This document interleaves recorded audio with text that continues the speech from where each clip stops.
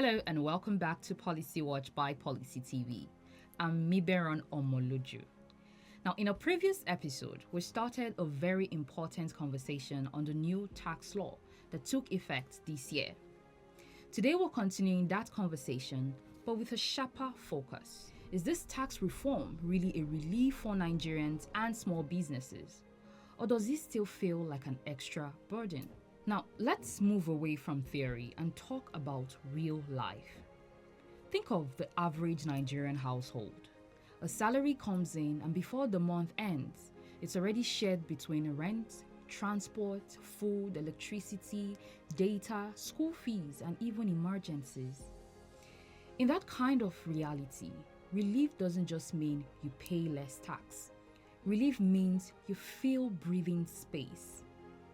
Now, one good thing about this reform is that it tries to create that breathing space by removing VAT from essentials like food, healthcare, education, and transportation. That means when a mother buys foodstuff in the market, or when a family pays hospital bills or school fees, tax is not supposed to be quietly added on top. That may sound small, but over time, those little savings matter. It's the difference between stretching a budget and breaking it. Now, let's talk about small businesses. The tailor, the food vendor, the mini-mart owner, the tech startup, the logistics rider. For many years, many of them complained that they were paying too many different taxes to too many different agencies, sometimes without even understanding what each one was for. One of the biggest promises of this reform is simplification. Fewer overlapping taxes, and clearer obligations. But here's where the solution really matters. For this reform to truly be a relief, simplicity must be felt, not just announced. Government needs to meet the people where they are. That means clear communication in plain language, not legal grammar. A small business owner should be able to answer 3 basic questions without confusion. What do I need to pay? How do I pay it? And what happens after I pay? This is where digital systems comes in. We can't run away from it. And they can actually help if done right.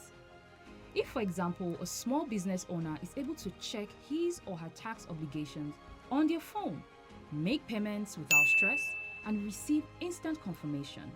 No queues, no middlemen, no fear of harassment. Now, that is relief. But digital systems alone are not enough. Support must follow. Tax offices should function as help centers, not punishment centers. Short sessions where people can ask questions, get clarity, and even register properly is really needed.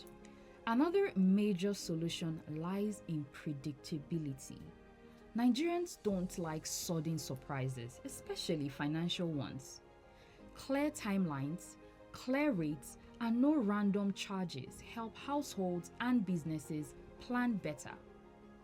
When people can plan, taxes stop feeling like an ambush and start feeling like a responsibility they can manage. Finally, just as we mentioned in our previous episode, if taxes begin to translate into better roads, safe markets, improved healthcare centers, and functioning public services, the mindset of Nigerians begin to change. So, is the tax reform a relief or a burden?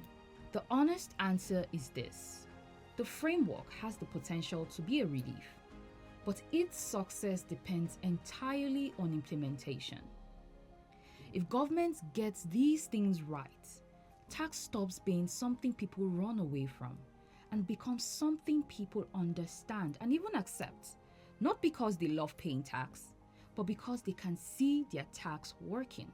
And that is where real relief lies. Thank you all for joining us on Policy Watch. I'm Miberon Omoloju, and I'll see you all in our next episode. Goodbye.